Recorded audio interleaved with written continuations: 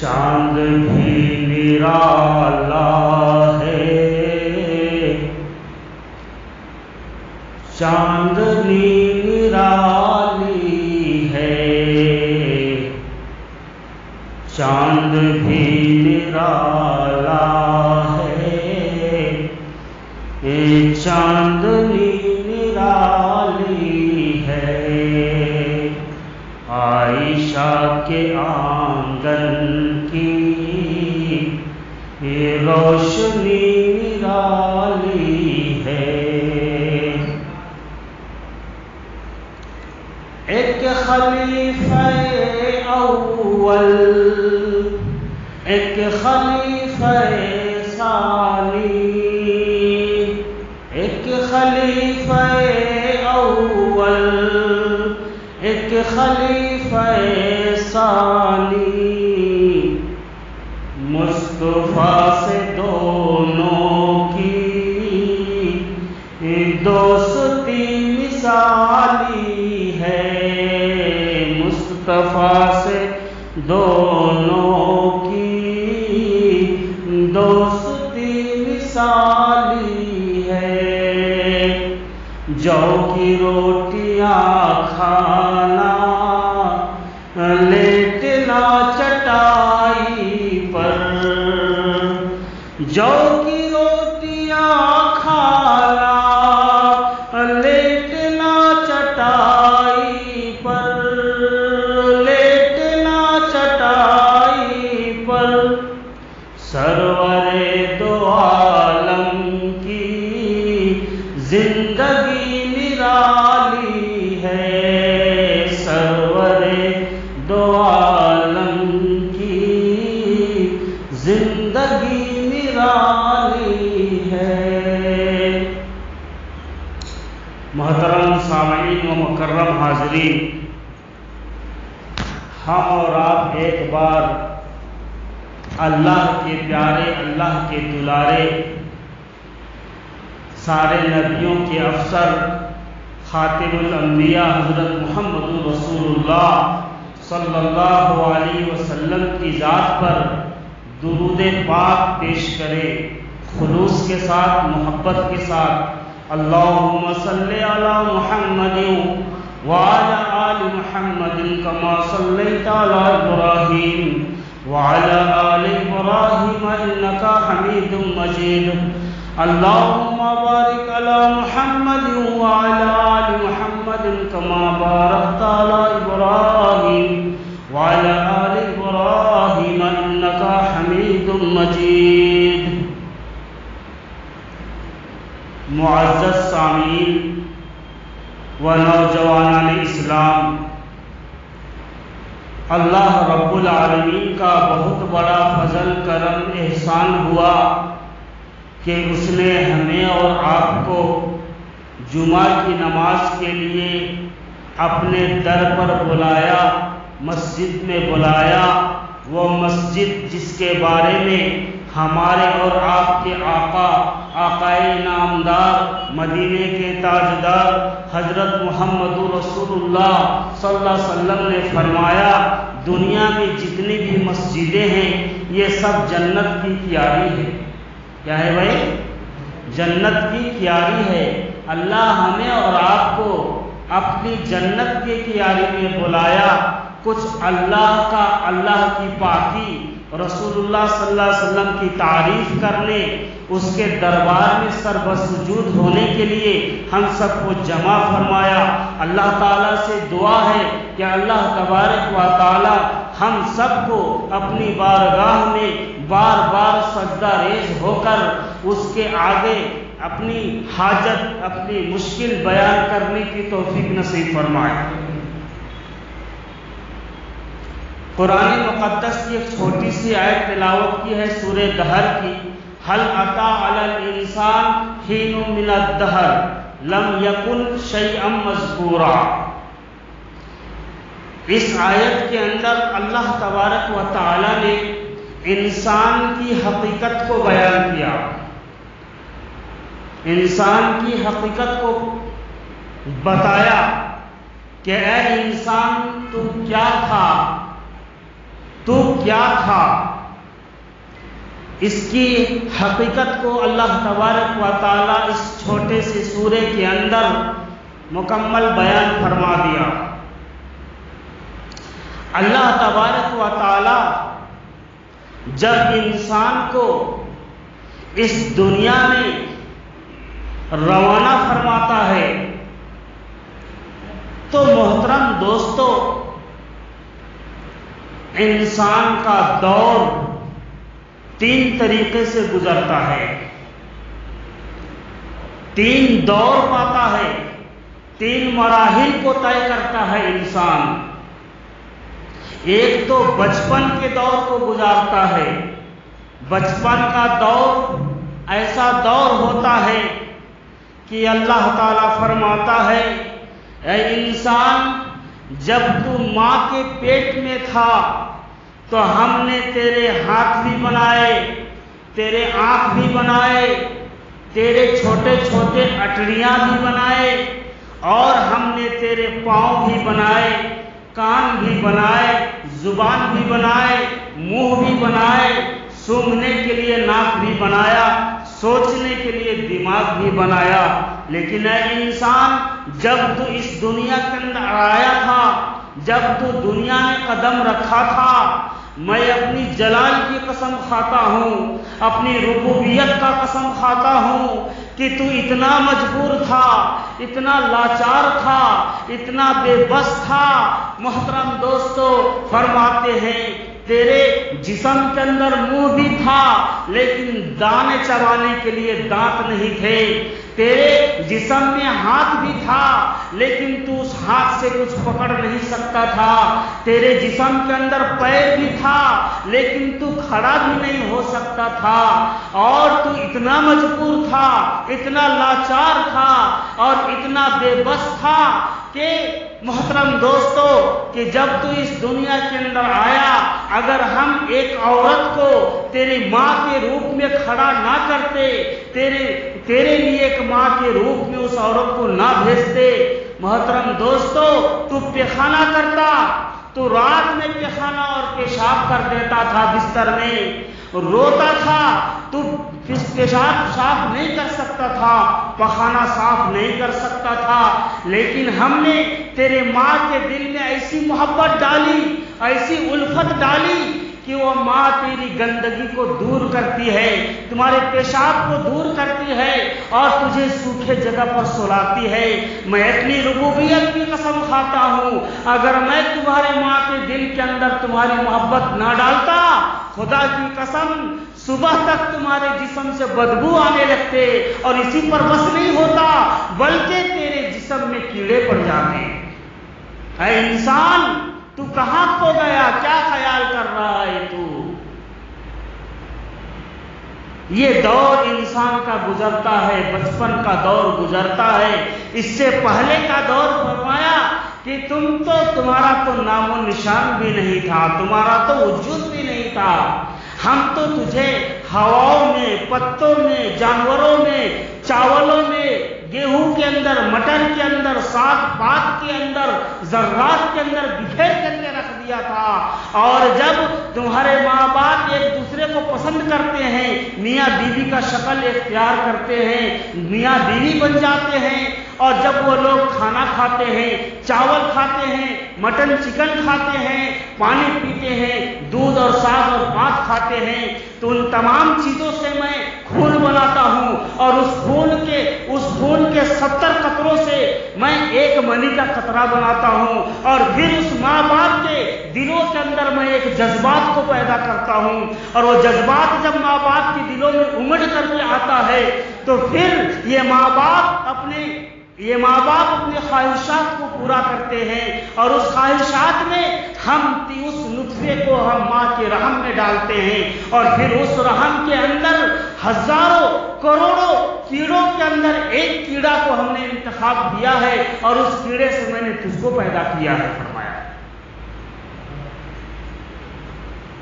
اور پھر کیا فرمایا کہ ہم نے تجھ کو سننے والا، دیکھنے والا بنایا، سبحان اللہ، سوچنے والا بنایا، بولنے والا بنایا، چلنے والا بنایا، دوڑنے والا بنایا، پکڑنے والا بنایا، سونگھنے والا بنایا۔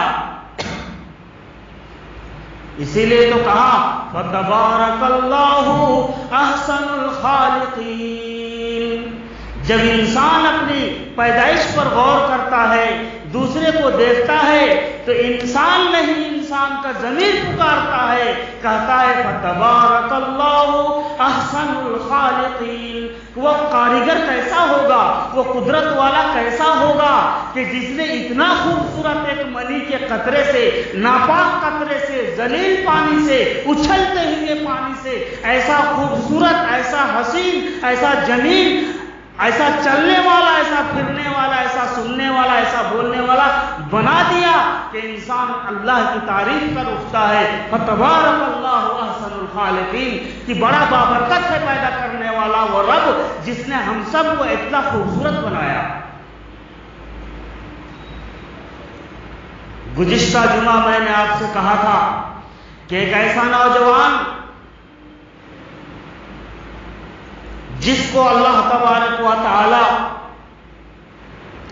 زنا کے بستر پر توبہ کی توفیق دیتا ہے، اتنے پر بس نہیں کرتا بلکہ اللہ تبارک و تعالی کے حضور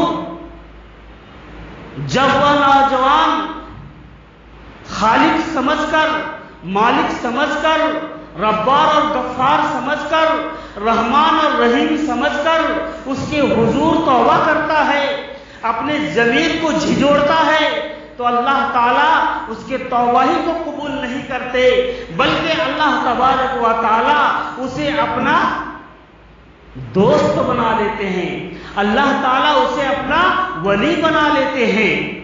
محترم دوستو، میں وہ واقعہ تو آج بیان نہیں کروں گا، انشاءاللہ پھر آئندہ جمعہ آپ کو یہ واقعہ بیان کروں گا۔ آج میں دوسرے موضوع پر آ رہا ہوں۔ دعا کیجئے کہ اللہ تعالی ہمیں اور آپ کو حق بات بولنے اور سننے اور اس پر عمل کی توفیق نصیب فرمائے۔ تو انسان 3 دور سے گزرتا ہے، بچپن کا دور کھیل میں، کود میں اور لاشعوری میں ختم ہو جاتا ہے، اس کے بعد دور آتا ہے نوجوانی کا۔ محترم دوستو، یہ نوجوانی کا اور یہ جوانی کا دور بڑا کٹھن ہوتا ہے، بڑا مشکل ترین مرحلہ ہوتا ہے۔ اس مرحلے کو بڑا سوچ سمجھ کر کے زندگی گزارنا پڑتا ہے۔ فرمایا اللہ تبارک و تعالی کتنا کریم ہے اور کتنا رحیم ہے کہ اللہ بچپن کے دور سے گزار کر نوجوانی کی دہلیز پر آتا ہے۔ فرمایا یہ بچپن گزرتا ہے، اس کے بعد ایک وقت آتا ہے اس کے ہاتھ میں، پاؤں میں طاقت ہوتا ہے، سننے کے اندر صلاحیت پیدا ہوتی ہے، یہاں تک کہ وہ بولنے والا ہو جاتا ہے، اور ایک وقت آتا ہے کہ اس کے ہاتھ اور پیر کے اندر ایک دم طاقتور ہو جاتا ہے، بھرپور طاقت آ جاتی ہے۔ اور جب طاقت آ جاتی ہے تو کچھ نوجوان تو ایسے ہوتے ہیں، کچھ نوجوان ایسے ہوتے ہیں کہ اپنی جوانی کو اللہ کے لیے وقف کر دیتے ہیں، وہ اپنی جوانی کو راتوں کی تہجد میں، سجدوں میں، قرآن کی تلاوتوں میں گزار دیتے ہیں۔ میں ان نوجوانوں کو بڑا مبارکباد دیتا ہوں اور دعا کرتا ہوں کہ اللہ تبارک و تعالی ایسے نوجوانوں کو پیدا فرمائے، ایسے نوجوانوں کو اللہ تبارک تعالی لمبی عمر عطا فرمائے، اللہ تعالیٰ ان کے جذبات کی قدر کرے۔ محترم دوستو، وہ نوجوان جو ماں باپ کی خدمت میں اپنی جوانی کو لگا دیتا ہے، وہ نوجوان جو مسجد کی آبادی کی فکر کرتا ہے، وہ نوجوان جو مدرسوں کی آبادی کی فکر کرتا ہے، آج محترم دوستو اگر دین کی تعلیم سے ہم دور ہو گئے، تعلیم سے دور ہو گئے، مسجد سے دور ہو گئے، محترم دوستو یقین جانو ایک وقت ایسا آنے والا ہوگا کہ ہمارا نام و نشان تک ختم ہو جائے گا۔ ہمیں اور آپ کو فکر کرنا ہوگا مسجد کی آبادی کے لیے، مدرسوں کی بقا کے لیے ہمیں اور آپ کو جد و جہد کرنا پڑے گا۔ اگر آپ کے جیب سے 10 روپے جاتا ہے مدرسے مدرسے کے لیے تو محترم دوستو آپ اس کے لیے فخر حاصل کیجئے. کیوں؟ اس لیے کہ یہ روپیہ اللہ کا دیا ہوا ہے، یہ جوانی اللہ نے دیا ہے، یہ طاقت اللہ نے دی ہے، یہ سب اسی کی طرف لوٹنے والا ہے. انا للہ و انا الیہ راجعون. ہم کسی کے انتقال پر کیا پڑھتے ہیں بھائی؟ انا للہ و انا الیہ راجعون. اس کا مطلب کیا ہے؟ انا کے مطلب بے شک، للہ کے مطلب اللہ کے لیے، انا للہ و انا اور بے شک الیہ راجعون. ہم بھی اور ہمارے باپ دادا بھی، ہمارا مال بھی، ہمارا زر بھی، ہمارا سونا بھی، ہمارا چاندی بھی، ہماری جوانی بھی، ہمارا بچپن بھی، یہ ساری چیزیں اے اللہ تیرے طرف لوٹ کر کے آنے والا ہے.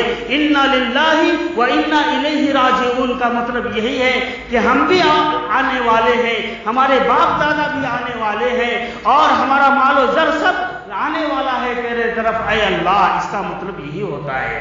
تو بہرکیف جب انسان جوانی کی دہلیز پر قدم رکھتا ہے، کچھ نوجوان تو اللہ اللہ کرنے والے ہوتے ہیں، سجدوں میں رات گزارنے والے ہوتے ہیں، ماں باپ کی خدمت کرنے والے ہوتے ہیں، قرآن کی تلاوت کرنے والے ہوتے ہیں، لیکن کچھ نوجوان ایسے ہوتے ہیں محترم دوستو جو اپنی جوانی کو شراب کے اڈوں میں اور شباب کے اڈوں میں اور جوؤں کی اڈوں میں اور بدماش اور اوباش قسم کے نوجوانوں کی محفلوں میں گزارتے ہیں.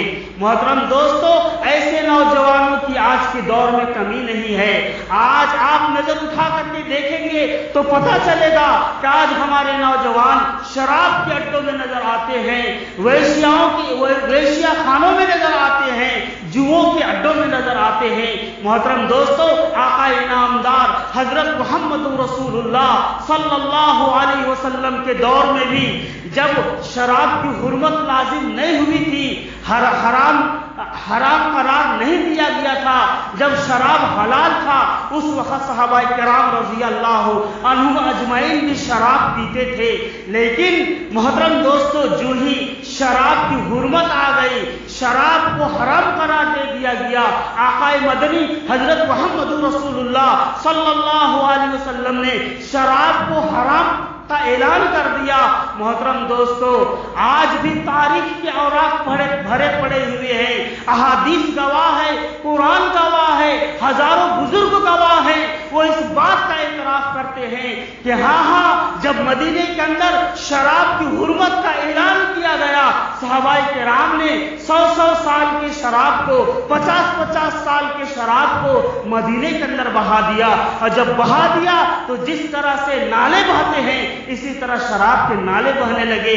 آج ہم 50 سال سے مسلمان ہیں، 60 سال سے مسلمان ہیں، 30 سال سے مسلمان ہیں، کوئی 25 سال سے مسلمان ہے. ہر مسلمان کو معلوم ہے کہ شراب حرام ہے، شراب پینے سے 40 دن تک نماز قبول نہیں ہوتی، ہر مسلمان کو معلوم ہے. لیکن آج کا یہ نوجوان شراب خانوں میں نظر آتا ہے، جوؤں کے اڈوں میں نظر آتا ہے، ویشیا خانوں میں نظر آتا ہے. کیا یہی ہماری مسلمانیت ہے؟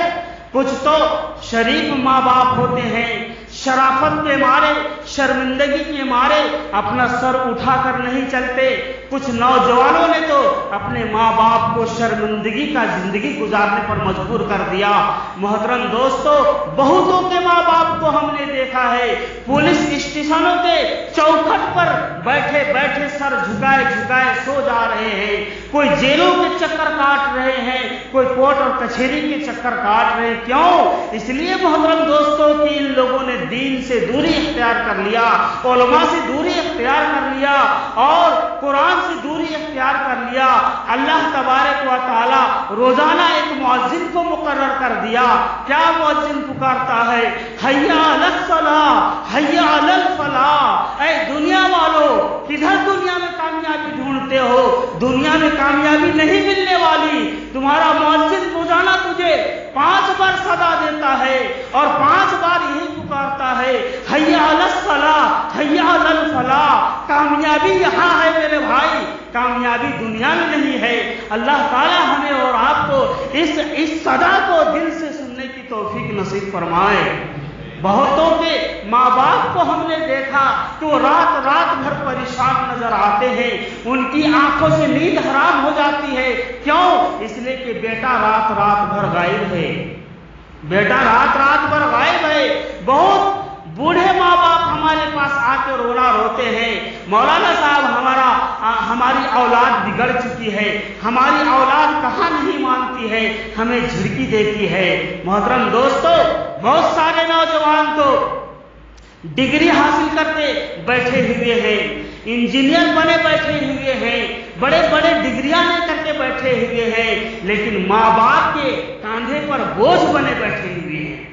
वो ये नौजवान सोच रहा है कि अगर मैं मजदूरी करूंगा तो छोटा बन जाऊंगा, चाय बेचूंगा तो छोटा बन जाऊंगा, लेकिन वो जिस घर में रह रहा है उस घर में उसके बूढ़े माँ बाप, वो माँ बाप जिसने गर्मी को, सर्दी को, धूप के, छांव के, धक्के को खाया है, उनके राहत के लिए, उनके चैन और सुकून के लिए अपनी जिंदगी की सारी जिंदगी गुजार दी और उसको आराम पहुंचाने के लिए उसको आराम पहुंचाने के लिए धूप, छांव, गर्मी, सर्दी को बर्दाश्त किया।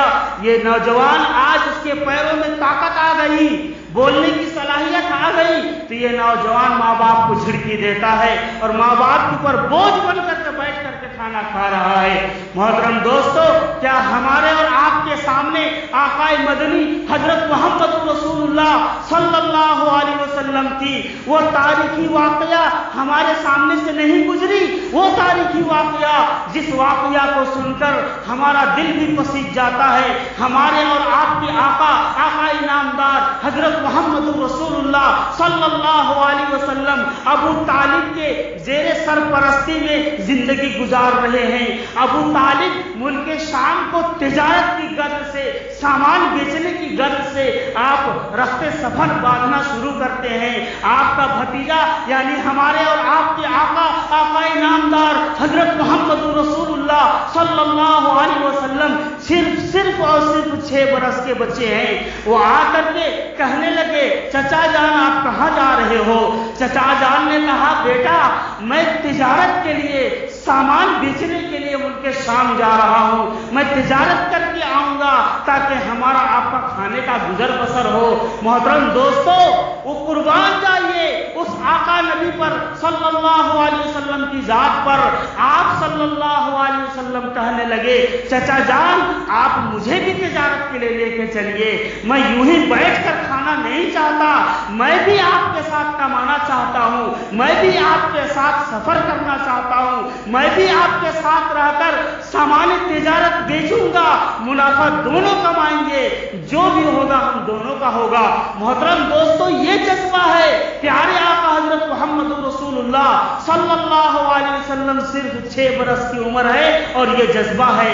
आज 25 साल का नौजवान, 30 साल का नौजवान डिग्री हासिल करके इंजीनियर बन के घर में बैठा पड़ा हुआ है, माँ बाप के, बूढ़े माँ बाप के कांधे पर बोझ बना बैठा हुआ है।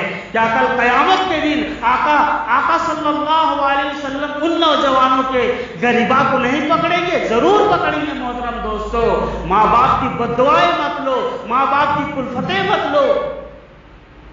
आज बहुत सारे नौजवान शराबों में जिंदगी गुजार रहे हैं, पान, बीड़ी, सिगरेट की इतने आदी बन चुके हैं मोहतरम दोस्तों कि बताने की बात नहीं है। बहुत सारे लोग तो ऐसे होते हैं, शराब के ऐसे आदी होते हैं कि शराब पीकर अपनी बीवी बच्चों को मारते हैं। और कई वाकयात हमारे पास और कई हालात ऐसे मेरे पास आते हैं रोजाना। मोहतरम दोस्तों, एक हालात तो ऐसे आते हैं कि बेगम छोड़ के चली जाती है, मियाँ आकर के कहता है, मौलाना अब मैं शराब नहीं पीऊंगा, मेरी बीवी को बुलाने का कोई तावीज दे दीजिए। मोहतरम दोस्तों, ये तावीज से आने वाली चीज नहीं है, बल्कि अपने अखलाक को सुधारना पड़ेगा। नबी करीम सल्लल्लाहु अलैहि वसल्लम के बताए हुए तरीके पर जिंदगी गुजारना पड़ेगा, तब कहीं जा करके वो हमारी बीवी भी वापस आएगी। वो बेवा औरत, मोहतरम दोस्तों, कि हम क्या जो बेवा होकर के जिंदगी गुजार रही है। हजरत हसन बसरी रहमतुल्लाह अलैह का दौर है। एक नौजवान जिसको अल्लाह तबारक व तआला ने पैदा किया, ایک بیٹا پیدا ہونے کے بعد باپ کا انتقال ہو جاتا ہے۔ حضرت حسن بصری کا دور ہے، حضرت حسن بصری رحمت اللہ علیہ کا دور ہے، اور وہ عورت بیوہ ہو جاتی ہے، نوجوانی کے عالم میں بیوہ ہو جاتی ہے۔ محترم دوستو، دوسرا شادی کر سکتی تھی، دوسرا شوہر سے نکاح کر سکتی تھی، شریعت بھی اجازت دیتی ہے، لیکن وہ عورت کے دل میں بیٹی کی محبت ہے، وہ بیٹے کی محبت میں بیٹے کو تربیت دینے کے لیے، بیٹے کو پروان چڑھانے کے لیے اپنے خواہشات کے جذبات کو اور اپنی نفس کے جذبات کو قربانی دے دیتی ہے اور بچے کی تربیت میں وقت گزارنے لگتی ہے۔ لیکن وہ بچہ باپ نے دولت چھوڑ کر کے گیا، وہ دولت کی اندھا دھند خرچ نے، برے صحبتوں میں بیٹھ کر، اوباش اور بدماش قسم کے لڑکوں کی محفلوں میں بیٹھ کر دولت کی فراوانی سے عیش موج کرتا رہا، زندگی گزارتا رہا، یہاں تک کہ اپنی پوری زندگی کو برباد کر ڈالا۔ لیکن وہ نوجوان جب آخری وقت ہوتا ہے، اللہ تبارک تعالیٰ کبھی کبھی گناہگاروں کو موقع دیتے ہیں کہ ابھی بھی سدھر جاؤ، ابھی بھی سدھر جاؤ، ابھی بھی سدھر جاؤ، لیکن وہ گناہگار انسان، ہم آپ اس میں سب ہو سکتے ہیں، وہ موقع کی تلاش میں رہتا ہے کہ آج کریں گے توبہ، کل کریں گے توبہ، پرسوں کریں گے توبہ، اور پھر ایک وقت ایسا آتا ہے کہ اس کا جسم بیماریوں کا مجسمہ ہو جاتا ہے، پورے جسم میں بیماریاں گھیر جاتی ہے، اور جب اسے اللہ کا احساس ہوتا ہے۔ حضرت حسن بصری رحمت اللہ علیہ کا دور کتنا پیارا دور۔ حضرت حسن بصری کون ہے معلوم ہے؟ حضرت حسن بصری کون ہے؟ کن لوگوں سے تعلیم حاصل کی، کن لوگوں سے ولایت حاصل کی؟ محترم دوستو، حضرات علماء کرام لکھتے ہیں کہ حضرت حسن بصری رحمت اللہ علیہ 120 صحابہ کرام کی زیارت کی۔ کتنے بھائی؟ 120 صحابہ کرام سے زیارت کی، اور 120 صحابہ کرام سے علم حدیث، علم قرآن سیکھا اور ولایت کے درجے کو پہنچے۔ حضرت حسن بصری وہ ہیں کہ چاروں سلسلے ان تک پہنچتا ہے، قادریہ سلسلہ ان تک پہنچتا ہے، چشتیہ سلسلہ ان تک پہنچتا ہے، سہروردیہ سلسلہ وہاں تک پہنچتا ہے، اور قادریہ سلسلہ وہاں تک پہنچتا ہے، چشتیہ سلسلہ وہاں تک پہنچتا ہے، اور پھر وہاں سے ہو کر کے حضرت علی المرتضیٰ رضی اللہ عنہ تک پہنچتا ہے، اور پھر حضرت علی رضی اللہ عنہ سے ہو کر ہمارے اور آپ کے آقا انعامدار حضرت محمد رسول اللہ صلی اللہ علیہ وسلم کی ذات اقدس تک وہ سلسلہ پہنچتا ہے۔ اس دور میں ایک بیوہ عورت کا واقعہ ہے، اور اس بیوہ عورت کے نوجوان کا واقعہ، نوجوان لڑکے کا واقعہ ہے۔ وقت مختصر ہوتا ہے، میں کون سا واقعہ بیان کروں، کون سا آپ کو قصہ سناؤں، یہ وقت نہیں مل پاتا۔ بہرکیف محترم دوستو، ضرورت اس بات کی ہے آج کے نوجوانوں کے لیے کہ نوجوانوں اپنی جوانی کو اللہ کی عبادت میں لگاؤ، اپنی جوانی کو تلاوت میں لگاؤ، اپنی جوانی کو مسجدوں کی آباد کرنے میں لگاؤ، اپنی جوانی کو ماں باپ کی دیکھ بھال میں لگاؤ۔ میں دعا کرتا ہوں اللہ تعالیٰ سارے دنیا کے نوجوانوں کو اپنے مذہب کا، اپنے قوم کا، اپنے وطن کا سچا مجاہد بنائے، سچا سپاہی بنائے، اور سچا لیڈر اور ہمدرد لیڈر اور نیتا بنائے۔ اللہ تعالیٰ ہم سب کو کہنے سے زیادہ، سننے سے زیادہ عمل کی توفیق نصیب فرمائے۔ وآخر دعوانا الحمدللہ رب العالمین۔